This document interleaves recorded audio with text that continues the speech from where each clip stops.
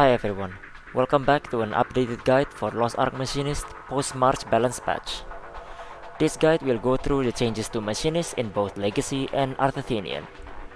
Most recent balance patch at this time does not change the playstyle of both builds, but opens up possibilities of optimizations and certain variation.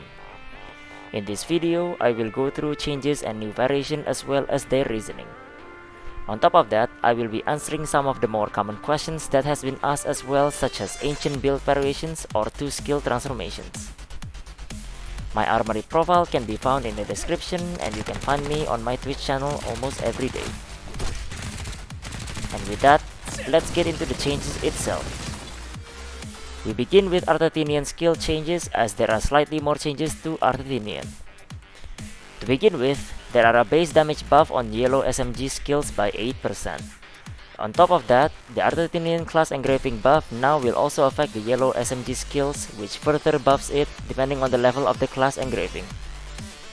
This buff gives more damage to all Arthetinean build, but is a higher buff to 422 builds due to the use of strategic fire. There are also drone skills that were buffed with either tripod changes or quality of life, such as faster rate missile animation and damage increase for flare beam. In the end, the playstyle of Arthetinean skills remains the same, but there is an addition to a different build variation. Most Arthetinean players are familiar with the standard 422 build and the 332 build with their respective pros and cons.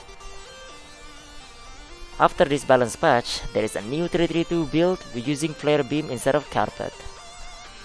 This particular build uses flare beam for a more consistent, albeit lower damage ceiling for a 332 build variation. Flare beam also provides a level 2 weak point utility, which could also help Arthetinean build a lot. The downside of this build is that there is no battery tripod on flare beam, which could lead into battery issues on a full uptime fights. Since the playstyle remains the same, there will be no changes needed on stats, engravings, and runes.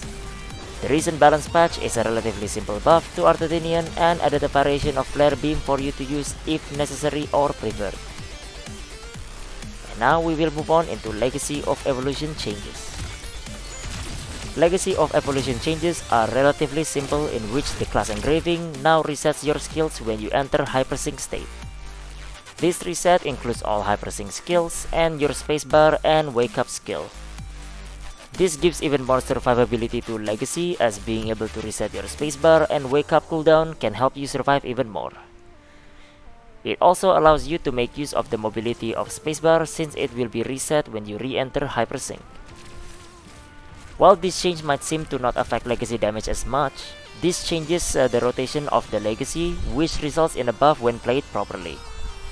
This change also allows you to always use 3 Crimson Breakers in every hypersync use, and should be your aim when it comes to optimizing damage. When it comes to the rotation, there are 2 different variations you can use. As explained in my earlier video for Machinist optimization, Legacy rotation relies on the starting sequence, and the rest will fall together as they come off cooldown. The first rotation that yields the most number provided full uptime starts with Q, R, S, A, Q, E, W. As with the use of this rotation, prioritize Crimson Breaker when it comes off cooldown. The second rotation you might consider is a rotation that does less damage, but something you might consider if you use Legacy at level 3.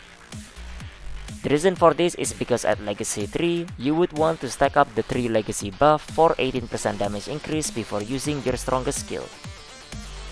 This second rotation that you might consider is starting with W, Q, R, S, A, Q, E.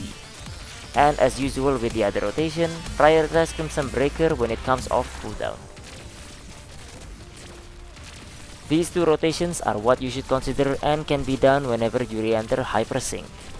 Getting 3 Crimson Breakers will be your aim and will show whether you are able to optimize properly in actual raid scenario or not. Note that hitting your skills reduce the cooldown of other skills by 0.5 seconds, so missing skills on bosses can result in not getting 3 Crimson Breakers. This shows that you need to optimize and hit your skills properly. These are the main changes that comes to both Legacy and Arthetinean. And now we move on to the more common questions when it comes to Machinist. The first and one of the most common question is whether you should always get an Echelon beam head attack and sacrificing skill usage or combat strike to hit the head. The answer to this is that it is always preferred to get head attack on Echelon beam. However, these are not your highest priority and it is better to keep rolling your skills even without the head attack. Of course, it is best if you can use combat strike and hit your enemies as you hit head attack with Echelon beam right after that. But it is more damage to just hit all of your skills and get the 0.5 second cooldown reduction.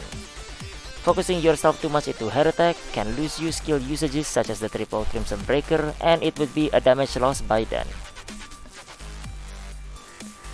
The next question is, with these changes, is cooldown reduction gem much more valuable for Legacy now? The answer to that is CDR gem has always been valuable, and while the value rises after this patch, it does not change its standing. You could always triple Crimson Breaker even with level 7 CDR gem.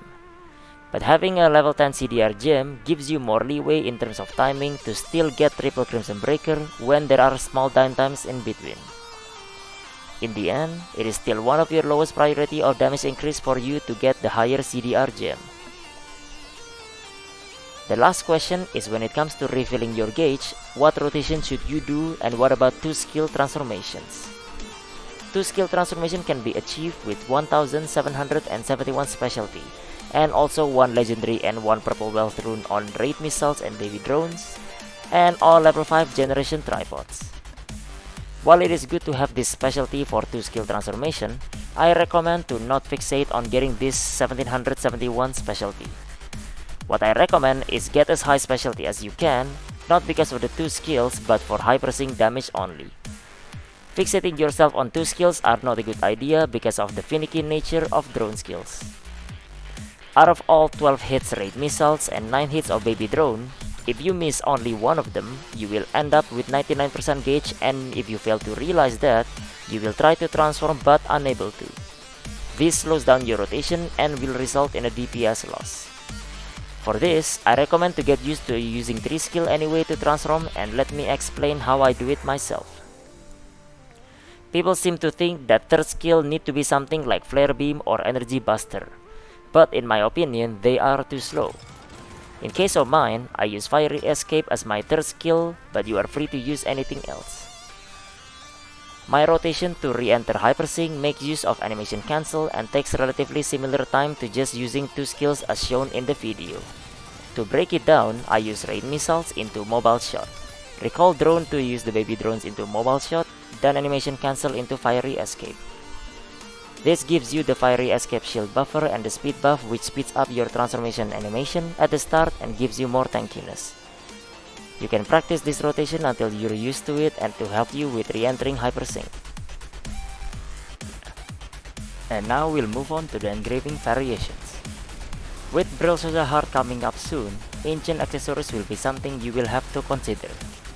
This means considering the 5x3 and 1 options, as it will become more and more common over time. When it comes to Arthetinean, one of the 2 variations you can go for are Grudge, Raid Captain, Keen Blunt, Mass Increase, Adrenaline, and Arthetinean 1. This engraving variation is stronger provided you always maintain full stacks of Adrenaline. The second variation is the same engravings except with Arthetinean 3 and Adrenaline 1. This engraving variation has slightly lower ceiling but more consistent due to the less reliance on Adrenaline stacks. For Legacy, one of the 2 variations of engravings are Grudge, Raid Captain, Keen Blunt, Adrenaline, Barricade, and Legacy 1. These yield the most damage in full uptime, assuming always full stacks of Adrenaline. The second variation, and the one I personally use, is Grudge, Raid Captain, Curse Doll, Barricade, Legacy, and Adrenaline 1. People have been asking why I use this variation, and to explain, this particular build at full uptime is 0.6% weaker but is much more consistent in real raid scenario. This is due to the less reliance on Adrenaline stacking. For 10-6 or 9-7 stone users, both build is ideal to have Adrenaline at level 2. Although RNG will decide that, as your 5x3 and 2 build solely relies on which 10-6 or 9-7 stone you get. This concludes the updated balance patch guide on the Machinist class. All in all, These changes makes Machinist overall stronger and more reliable while also retaining its standard playstyle. If you have any questions or comment, just let me know. As always, thanks for watching and I'll see you guys on the next one.